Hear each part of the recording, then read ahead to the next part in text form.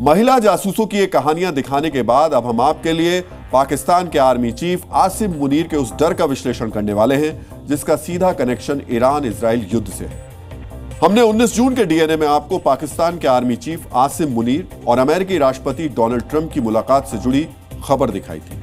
अब हम आपको इस मीटिंग के बाद सामने आए उस डर से जुड़ी बड़ी खबर दिखाने जा रहे हैं जिसे पाकिस्तान के आर्मी चीफ ने खुद अपनी जुबान से जाहिर किया है। अमेरिकी मीडिया में आई रिपोर्ट्स के मुताबिक ट्रंप के साथ मुनीर ने कुछ अमेरिकी अधिकारियों से मुलाकात की थी। इस मुलाकात में मुनीर ने कहा था, अगर युद्ध में ईरान हारता है तो उससे क्षेत्रीय अस्थिरता फैलेगी और उसका असर पाकिस्तान पर भी होगा। अब आपके अंदर भी सवाल उठ रहा होगा, आखिर ईरान की हार से पाकिस्तान को क्या नुकसान होने वाला है? इस सवाल का जवाब छिपा है पाकिस्तान और ईरान के नक्शे की लकीरों के बीच, जिसे देखना आपके लिए बेहद जरूरी है। पाकिस्तान और ईरान तकरीबन 900 किलोमीटर का बॉर्डर साझा करते हैं और इस सीमा पर दोनों तरफ ऐसे विद्रोही गुट हैं जो पाकिस्तान और ईरान के खिलाफ बगावत कर चुके हैं।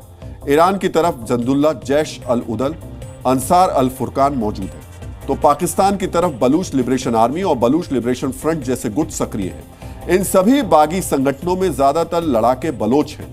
इसी वजह से पाकिस्तान को डर है, अगर ईरान हारा तो सीमा पार मौजूद बलोच बागी संगठन पाकिस्तान में सक्रिय हो जाएंगे। अगर ऐसा हुआ तो पहले से अस्थिर हो चुके बलूचिस्तान की आजादी का रास्ता खुल सकता है। बलूचिस्तान में बगावत की लपटें इतनी तेज हो चुकी हैं कि पाकिस्तानी फौज बलूचिस्तान में बड़े सैन्य अभियान चलाने के लिए मजबूर हो गई है। अमेरिका के एक बड़े अखबार न्यूयॉर्क टाइम्स ने बलूचिस्तान में पाकिस्तानी फौज के अभियानों पर एक महत्वपूर्ण रिपोर्ट छापी है, जिसे देखना और समझना आपके लिए बेहद जरूरी है। इस रिपोर्ट में कहा गया है कि पाकिस्तानी फौज अब बलूचिस्तान और खैबर पख्तूनवा में लगातार ड्रोन स्ट्राइक कर रही है। इन हमलों के लिए छोटे FPV ड्रोन्स इस्तेमाल किए जा रहे हैं। साथ ही साथ पाकिस्तान फौज सुसाइड ड्रोन्स और अटैक ड्रोन्स का भी इस्तेमाल कर रही है।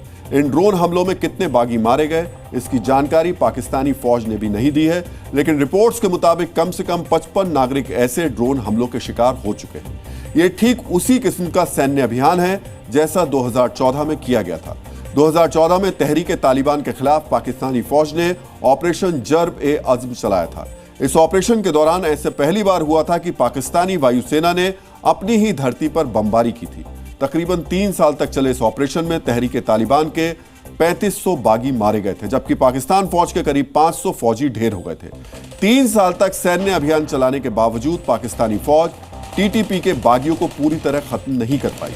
और अब पाकिस्तान के सामने 2 चुनौतियां हैं, तहरीक तालिबान और बलोच बागी, जिनके हमलों की तादाद लगातार बढ़ती जा रही है। अगर सिर्फ 2024 की बात करें तो पहले 6 महीनों के अंदर बलूचिस्तान में बागियों ने 210 हमले किए, जबकि खैबर पख्तूनवा के यह आंकड़ा 228 है।